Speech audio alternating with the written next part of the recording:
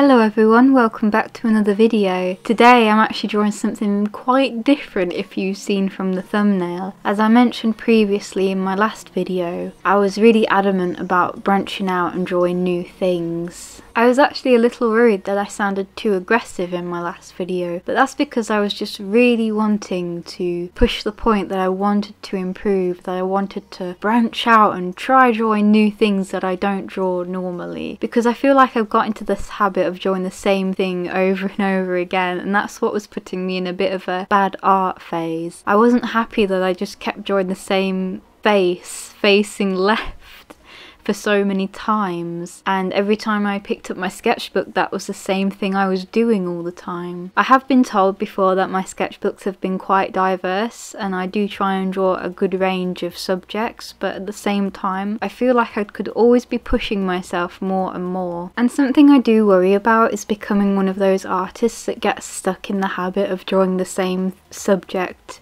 over and over again.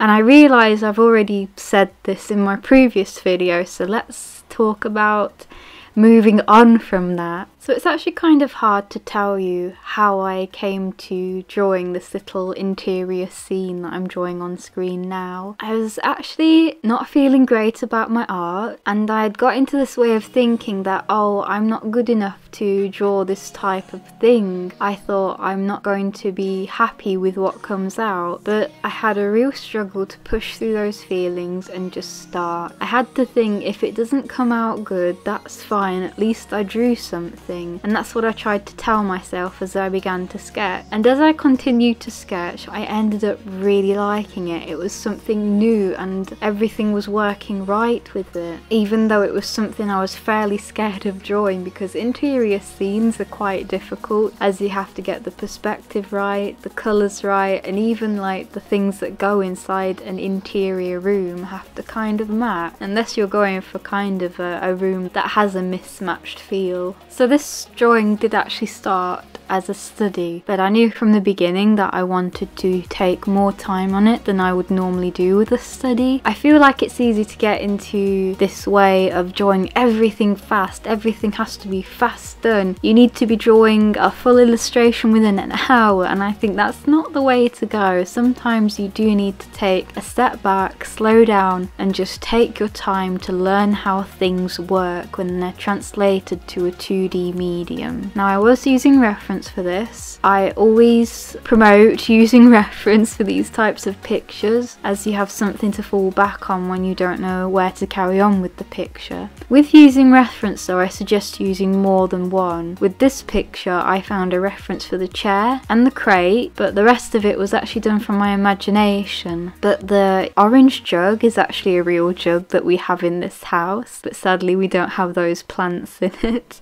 I actually love those type of big jungle leaves. I really enjoy drawing them, and that's where I wanted to push myself more. I feel like the plants could have been a little bit better, but possibly they could have distracted more from the chair, and I wanted a lot of focus to be on that chair and on that wooden crate that you see beside it. The perspective is still a little bit off, especially with the crate, but I feel that this was a big step for me in trying something new, and I hope you do like it. I would actually like to continue doing more interior scenes, so if you would like those in future, please let me know. Also, this was one of the few drawings that I remembered to film. A lot of drawings I do forget to film unless they're, you know, the big illustrations that I have planned, but I really like doing these more relaxed pieces, because this wasn't exactly a simple piece, but I would say it felt more relaxed, because it started out as a study, so I wasn't expecting anything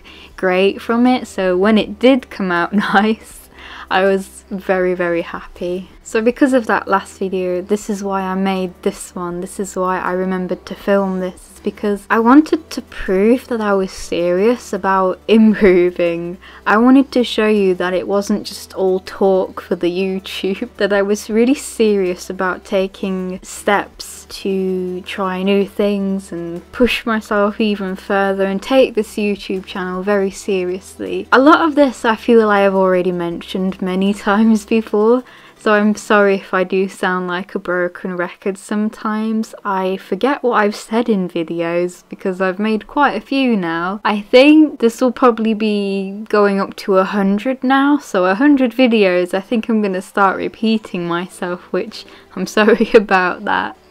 So I hope with this video, as well as pushing myself, that it inspires you to push yourself as well. I think that's something I'm really happy when I read in the comments, that I've inspired other people to take steps to drawing new things they wouldn't. And I realise it can be scary to draw new things, especially when you're not confident in yourself. And especially if you haven't drawn a new subject before. Like interior rooms and everything can be quite a challenge with perspective and fabric textures and all that kind of stuff, but I encourage you to take the leap and try drawing something different. It won't always work out. I know this picture came out, but there are many sketchbook pages where I have tried drawing interior scenes and they have come out terrible. But with practice makes progress. I wouldn't say practice makes perfect, but it definitely makes progress. So with coming up to the end of the video, I thought I'd tell you the supplies I'm using in this to actually draw this picture. So I'm using a Sea White of Brighton sketchbook. It's 8 by 5 by 11 inches. I think it's a mixed media sketchbook, but I'm not too sure. All I know is that it does take a lot of mediums very well, such as watercolour and marker. I'm also using the Winsor & Newton Travel watercolour set. I'm using Daler & Rowney graduate brushes to paint with, a Zig Mangaka flexible pen for some of the line art to help define some of the leaves and the chair, and I used just an ordinary HB mechanical pencil for the original sketch. I just remembered the last point I wanted to make was that I wanted to try and do this without relying too much on a line art. I really wanted to focus more on using the paint to define the shadows and the shape of the chair, but I felt it just needed a bit of the ink to help define some of the edges, as I felt they got a little bit lost in the watercolour. So that is it for this video. I hope you enjoyed it and I will see you all next time. Bye bye!